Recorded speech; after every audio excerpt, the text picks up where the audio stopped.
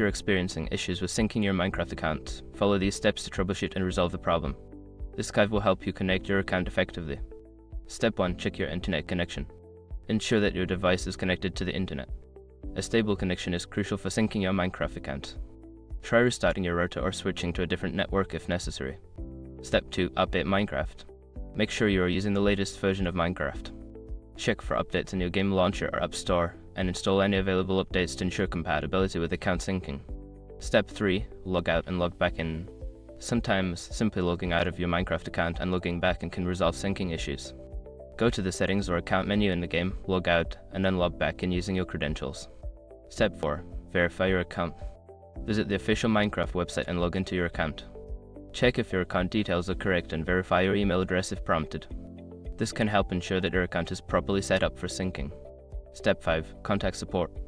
If the issue persists after trying the above steps, reach out to Minecraft support for assistance. Provide them with details about your issue, including any error messages you may have encountered, to help them resolve the problem more efficiently. By following these steps, you should be able to resolve any syncing issues with your Minecraft account. If problems continue, don't hesitate to seek further assistance from the support team.